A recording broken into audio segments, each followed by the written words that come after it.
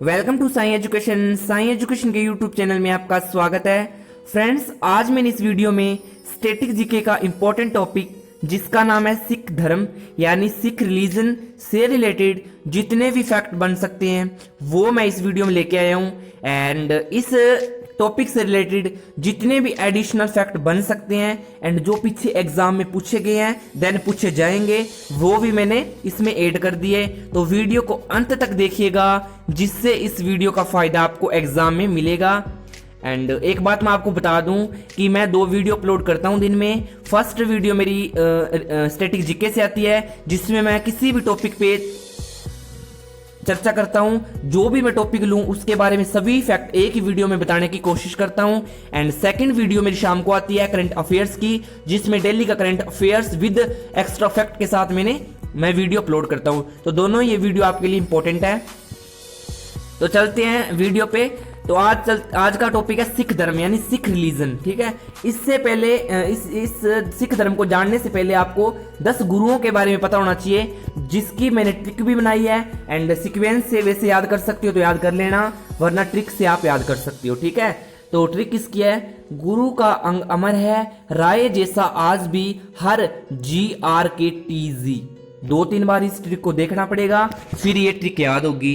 ठीक है, सीक्वेंस से गुरुओं को याद रखना है। एग्जाम में क्वेश्चन बन सकता है कि सिख धर्म के 5वें नंबर गुरु कौन थे, 6 नंबर के गुरु कौन थे, 9th नंबर के गुरु कौन थे, 2nd नंबर के गुरु कौन थे। ठीक है, इनसे क्वेश्चन ऐसे बनेगा, तो आपको सीक्वेंस से गुरुओं के बारे में पता होना चाहिए। ठीक है, तो गुरु का अंग अमर है, राय जैसा आज भी, हर GRKTZ। तो इसे ट्रिक मिला लेना। वैसे मैंने तो सीधा याद किया है, सीधे मेरे याद होगी। ठीक है, वैसे आप याद कर सकते हो ट्रिक से, तो घर पे बैठ के ट्रिक से याद कर लेना। तो फर्स्ट गुरु है गुरु नानक देव जी, सेकंड गुरु है गुरु अंगद देव जी, इनको लहना भी कहते हैं। एंड थर्ड गुरु है अमरदास जी, फोर्थ गुरु है रामदास जी, 5 नंबर के गुरु थे गुरु अर्जन देव जी, 6 नंबर के गुरु है हरगोविंद जी, 7th नंबर के हर राय जी, 8 नंबर के हरकृष्ण जी, 9 नंबर के गुरु तेग बहादुर जी, 10 नंबर के गुरु गोविंद सिंह जी। ठीक है, एक बार फिर से मैं आपको बता दूं कि फर्स्ट गुरु कौन थे? गुरु नानक देव जी। सेकंड गुरु कौन है? गुरु अंगद देव जी, इनको लहना भी कहते हैं। एंड थर्ड गुरु है अमरदास जी, एंड फोर्थ गुरु है रामदास जी, एंड 5 नंबर के गुरु है गुरु अर्जन देव जी, 6 नंबर के गुरु है गुरु Hargovind Singh ji, and 7th number के हर Rai ji, and 8th number के हरकृष्ण जी, 9th नंबर के गुरु तेग बहादुर जी, और 10 नंबर के गुरु है 10वें गुरु यानी गुरु गोविंद सिंह जी। इन 10 गुरुओं के बारे में आपको सीक्वेंस में पता होना चाहिए। एंड इनमें से 2 गुरु ऐसे हैं जिनकी हत्या मुगल बादशाहों ने की थी। ठीक है, जहांगीर और औरंगजेब ने 2 गुरुओं की हत्या की, वो मैं आगे बताऊंगा आपको। अब एक बार आपको 10 गुरुओं के बारे में पता होना चाहिए भी। फर्स्ट गुरु, सेकंड गुरु, थर्ड गुरु, फोर्थ गुरु, 5th गुरु, 6th, 7th, 8th, 9th, 10th। इस सीक्वेंस से आपको याद होना चाहिए। ठीक है, नेक्स्ट फैक्ट पे चलते हैं। सिख धर्म की स्थापना। तो सिख धर्म की स्थापना सिख धर्म के फर्स्ट गुरु गुरु नानक देव जी ने की थी। एंड इनका जन्म 1469 में हुआ था। ठीक है, तो 2 फैक्ट आपको यहां से पता होना चाहिए कि सिख धर्म की स्थापना किसने की थी? गुरु नानक देव जी ने। एंड इनका जन्म कब हुआ? तो 1469 में इनका जन्म हुआ। फ्रेंड्स, वैसे सिख धर्म बहुत बड़ा था एंड मैंने स्मार्ट वर्क किया, इससे जिस फैक्ट को बन सकते हैं, जिस बने हैं, वही फैक्ट मैंने इस वीडियो में ऐड किए हैं। तो सिख धर्म की स्थापना गुरु नानक देव जी ने की थी एंड 1469 में जन्म हुआ था इनका, तो ये याद रखना है। एंड गुरु नानक देव जी बाबर व हुमायूं के समकालीन थे। समकालीन का मतलब ये है कि जब बाबर का एंड हुमायूं का शासनकाल था तब गुरु नानक देव जी का भी तब के रहे हैं गुरु नानक देव जी। जैसे बाबर ने 1526 में आक्रमण किया था, घाघरा चंदेरी वो युद्ध किए थे ना, तो उस टाइम गुरु नानक देव जी थे। तो गुरु नानक देव जी बाबर व हुमायूं के समकालीन थे। ठीक है, एंड थर्ड फैक्ट है गुरु नानक देव जी को 1446 की कार्तिक पूर्णिमा को पुनर्जीवन का आभास हुआ, यानी इनको ज्ञान की प्राप्ति कब हुई? 1496 की कार्तिक पूर्णिमा को इनको पुनर्जन्म का आभास हुआ, पुनर्जीवन का आभास हुआ। नेक्स्ट फैक्ट पे चलते हैं। एक फैक्ट इंपॉर्टेंट है, एग्जाम में पूछे गए थे एंड पूछे जाएंगे। ठीक है, एक भी पॉइंट आपको नहीं छोड़ना है, सभी फैक्ट आपको पढ़ने हैं एंड इनको नोट डाउन करने हैं एंड रिवीजन करना है। नेक्स्ट फैक्ट है गुरु नानक देव जी ने निःशुल्क सहभागी भोजनालय स्थापित किया। फ्रेंड्स, आपसे क्वेश्चन पूछ लेगा कि सिख धर्म के कौन से गुरु है जिन्होंने लंगर प्रथा यानी निःशुल्क सहभागी भोजनालय स्थापित किया था? तो गुरु नानक देव जी ने लंगर प्रथा चलाई थी। ठीक है, एंड नेक्स्ट फैक्ट है गुरु नानक देव जी ने अनेक स्थानों पर संघ तथा लंगर पंथ की स्थापना की। ठीक है, तो गुरु नानक देव जी ने अनेक स्थानों पर निःशुल्क लंगर प्रथा चलाई थी, तो ये भी इंपॉर्टेंट है। एंड नेक्स्ट फैक्ट पे चलते हैं। गुरु नानक देव जी के अनुयायियों के लिए एक संस्था का कार्य किया, जहां प्रतिदिन मिलते थे, उसे संगत एंड पंगत कहते थे। फ्रेंड्स, जहां पे गुरु नानक देव जी के अनुयायी मिलते थे, मीटिंग करते थे, क्या करना है क्या नहीं करना, उस सभा को, उस मीटिंग को ही पंगत संगत कहते थे। तो आपको इंपॉर्टेंट है कि गुरु नानक देव जी के अनुयायी जहां पर मिलते थे उसको क्या नाम दिया गया, तो उसको संगत व पंगत कहते थे। तो ये भी फैक्ट इंपॉर्टेंट है, हर फैक्ट मैंने कह दिया इंपॉर्टेंट है, आपको याद रखना है। एंड नेक्स्ट फैक्ट पे चलते हैं। गुरु नानक देव जी की मृत्यु कब होती है, तो 1538 में फर्स्ट गुरु नानक देव जी की मृत्यु हो जाती है करतारपुर साहिब में। तो ये भी इंपॉर्टेंट है, गुरु नानक देव जी की मृत्यु, जन्म एंड स्थान इंपॉर्टेंट है। नेक्स्ट चलते हैं। गुरु अंगद देव जी ने लंगर प्रथा को स्थायी बना दिया। दो फैक्ट बनते हैं, गुरु नानक देव जी ने लंगर प्रथा को चलाया था एंड स्थायी बनाया गुरु अंगद देव जी ने। जैसे अब गुरुद्वारों में लंगर प्रथा चलती है ना, निःशुल्क, ठीक है, जो भी आता है उसको लंगर खिलाया जाता है, ठीक है, फ्री में। तो वो स्थायी किसने बनाया, गुरु अंगद देव जी ने बनाया एंड स्टार्टिंग की थी गुरु नानक देव जी ने। तो दोनों फैक्ट अलग अलग है, कंफ्यूज न हो। लंगर प्रथा चलाई तो गुरु नानक देव जी ने थी एंड स्थायी किसने बनाया था, गुरु अंगद देव जी ने। नेक्स्ट चलते हैं। गुरु अंगद देव जी ने गुरुमुखी लिपि का आरंभ किया।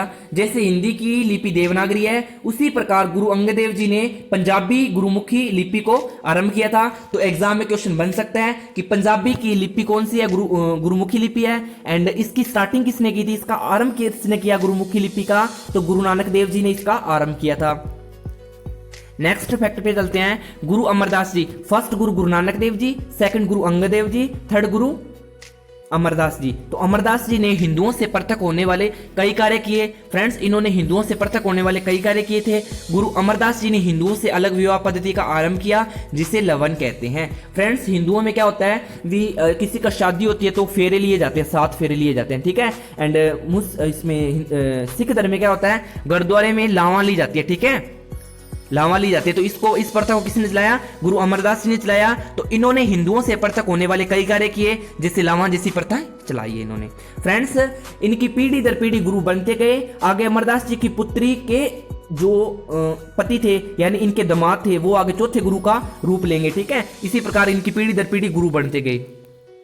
गुरु अमरदास जी ने हिंदुओं से अलग विवाह पद्धति का आरंभ किया, जैसे लवन प्रथा इन्होंने चलाई थी। अकबर ने गुरु अमरदास जी से गोविंद बाल जाकर भेंट की, ठीक है। अकबर ने गुरु अमरदास जी से गोविंद बाल जाकर भेंट की।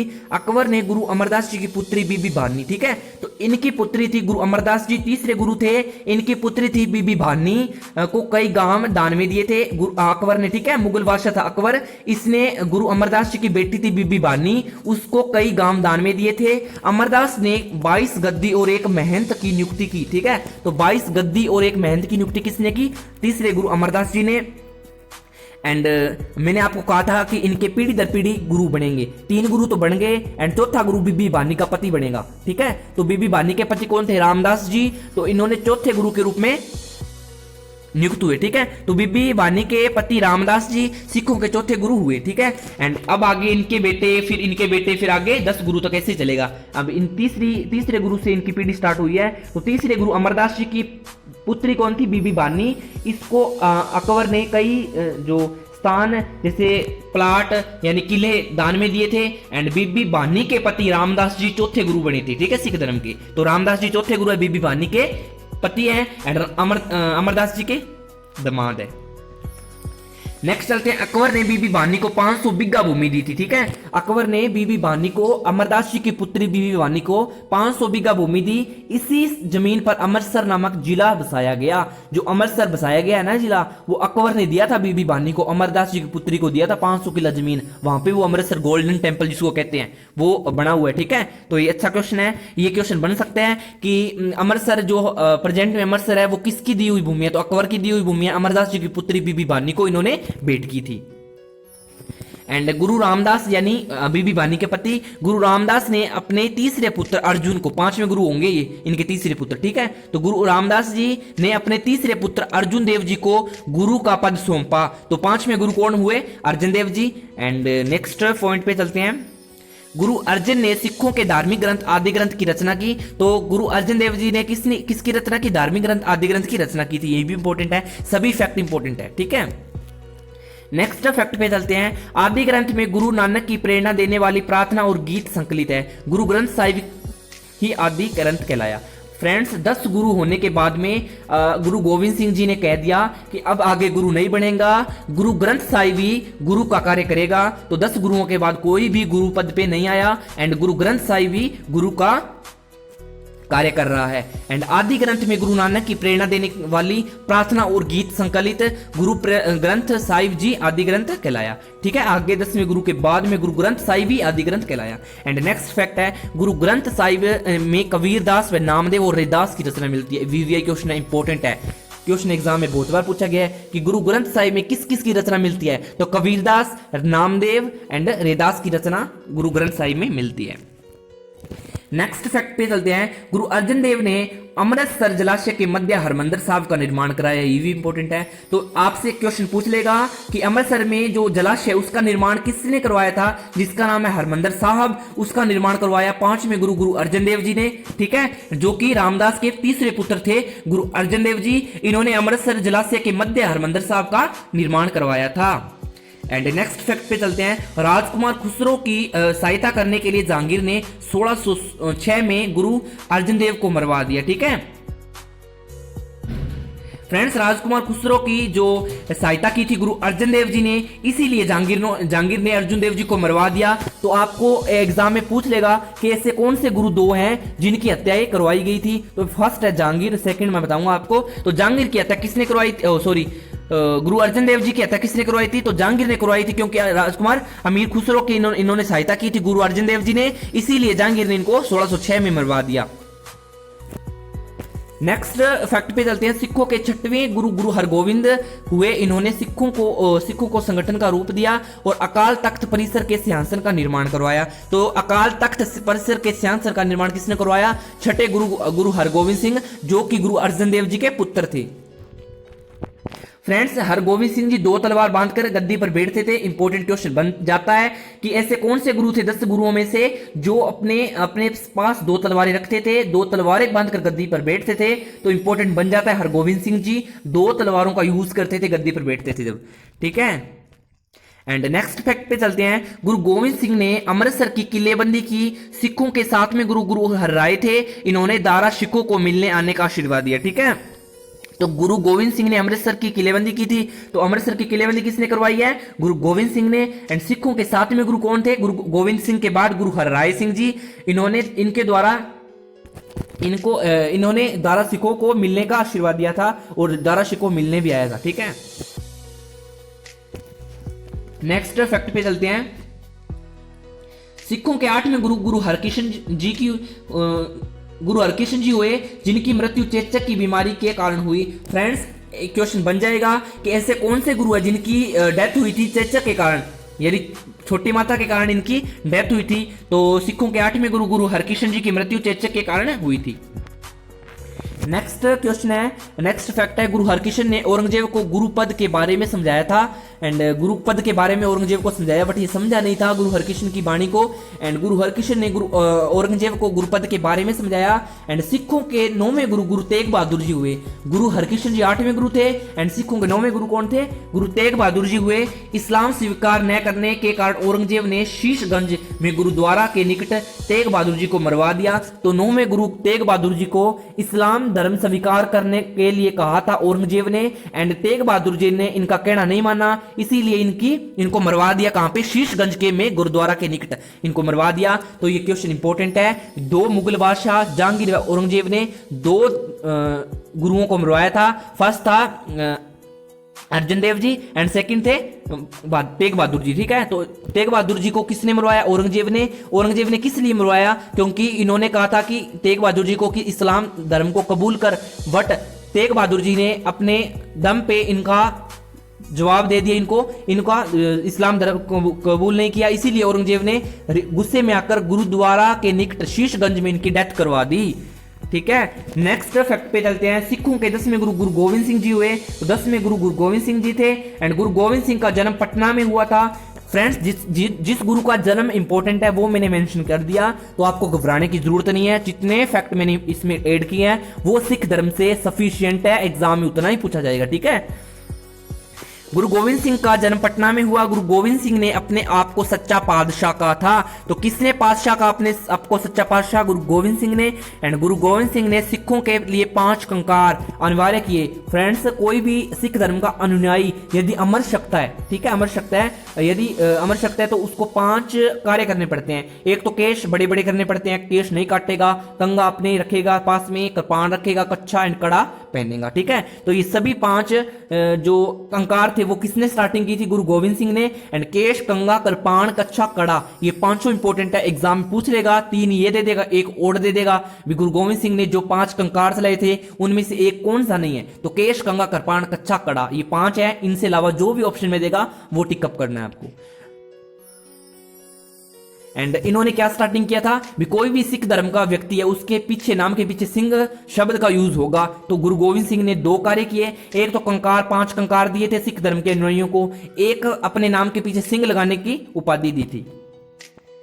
नेक्स्ट फैक्ट पे चलते हैं। गुरु गोविंद सिंह का निवास स्थान। गुरु गोविंद सिंह जो कि 10वें गुरु थे, उनका निवास स्थान आनंदपुर साहिब एवं कार्यस्थली पाहुता थी। तो इनका जन्म स्थान कहां पे था? निवास स्थान आनंदपुर साहिब था। एंड कार्यस्थली कहां पे थी? पायोता में थी। गुरु गोविंद सिंह के 4 पुत्र थे। फ्रेंड्स, 4 पुत्र इंपॉर्टेंट है ये चारों पुत्र। फर्स्ट थे अजीत सिंह, सेकंड था जुंजार सिंह, थर्ड थे फतेह सिंह एंड जोरावर सिंह, फोर्थ, ठीक है। इन चारों पुत्रों में से 2 पुत्र ऐसे थे जिनको सरिंद के मुगल फौजदार ने वजीर ने दीवार में चिनवाया था। ये 2 ही, हाँ फ्रेंड्स, अपने फिल्म देखते हैं ना, तो फिल्म देखते हैं तो वो 2 गुरुओं के पुत्र थे ना, वो यही थे, फतेह सिंह और जोरावर सिंह। गुरु गोविंद सिंह के तीसरे और चौथे पुत्र जिनको सरिंद के मुगल फौजदार ने वजीर ने दीवार में चिड़वाया था, ठीक है। और कुछ देर बाद वो दीवार फट गई और गुरु बाहर निकले, फतेह सिंह और जोरावर सिंह, ठीक है। तो इंपॉर्टेंट है कि ऐसे कौन से गुरु के पुत्र थे जिनको सरिंद के मुगल फौजदार वजीर ने दीवार में चिनवाया था? तो फतेह सिंह और जोरावर सिंह थे गुरु गोविंद सिंह के पुत्र जिनको दीवार में चिनवाया गया। नेक्स्ट चलते हैं। विशाखी के दिन गोविंद सिंह ने खालसा पंथ की स्थापना की। एग्जाम में बहुत बार पूछा गया है कि खालसा पंथ की स्थापना किस गुरु ने की थी? गुरु गोविंद सिंह ने खालसा पंथ की स्थापना की। एंड पाउल प्रणाली की शुरुआत भी गुरु गोविंद सिंह ने की थी। तो पाउल प्रणाली किसने चलाई थी? एग्जाम में क्वेश्चन इससे भी बनता है कि पाउल प्रणाली की शुरुआत किस गुरु ने की? तो गुरु गोविंद सिंह ने पाउल प्रणाली चलाई है। एंड नेक्स्ट फैक्ट पे चलते हैं। गुरु गोविंद सिंह ने सिखों के धार्मिक ग्रंथ को वर्तमान रूप दिया और कहा कि गुरुबाणी सिख धर्म संप्रदाय का गुरु का कार्य करेगी। 10 गुरु होने के बाद गुरु गोविंद सिंह ने कहा कि अब गुरु कोई भी नहीं बनेगा, अब गुरु ग्रंथ साहिब की गुरुबाणी ही गुरु का कार्य करेगी, ठीक है। तो गुरु गोविंद सिंह ने आगे गुरु बनने के लिए इंकार कर दिया। उन्होंने कहा कि हमारा जो गुरु ग्रंथ साहिब है उसकी गुरुवाणी ही सिख धर्म का जो गुरु है, नेक्स्ट गुरु का कार्य करेगी। एंड अब 11वां गुरु गुरु ग्रंथ साहिब को मानते हैं, ठीक है। गुरु गोविंद सिंह की हत्या 1708 में नादेड़ नामक स्थान पे गुल खां ने कर दी थी, ठीक है। तो गुरु गोविंद सिंह की हत्या 1708 में हुई थी, नादेड़ नामक स्थान पे हुई थी एंड गुल खां ने की थी। नेक्स्ट एंड लास्ट पॉइंट है सिख धर्म का। गुरु गोविंद सिंह की शिक्षाओं अभागों के रूप में संग्रहित है, जिनकी संख्या 5 से 8,000 मानी गई है। 5,000 से 8,000 तक मानी गई है। गुरु ग्रंथ साहिब की शिक्षा के अभागों, जो इनके खंड थे, इनकी शिक्षा थी, इनकी कविताएं 5 से 8,000 तक मानी गई है, ठीक है। तो ये मैंने 10 के 10 गुरुओं के बारे में बताया। इंपॉर्टेंट फैक्ट जितने भी बन सकते हैं वो इसमें मैंने ऐड किया। सिख धर्म से क्वेश्चन बनेगा एंड बनता है तो इसी में से बनेगा। एक्स्ट्रा फैक्ट आपसे कोई भी नहीं पूछा जाएगा, क्योंकि इसमें जब सभी फैक्ट इंपॉर्टेंट है, इससे बाहर आपका क्वेश्चन नहीं बनेगा, ठीक है। तो 100% इसी में बनेगा। सिख धर्म आपके लिए इंपॉर्टेंट है। जिस प्रकार मैंने सिख धर्म पे वीडियो बनाई उसी प्रकार बौद्ध धर्म पे, जैन धर्म पे एंड सभी धर्मों पे वीडियो बनाने वाला हूं। तो वीडियो को अंत तक देखिएगा एंड यदि अच्छी लगे ना वीडियो, प्लीज लाइक किया करो एंड सब्सक्राइब किया करो चैनल को एंड शेयर किया करो अपने फ्रेंड सर्किल में, ताकि अपने सब्सक्राइबर इंक्रीज हो। Thanks a lot watching my video. Love you to all friends. Next मिलते हैं करंट अफेयर्स के साथ 3 बजे।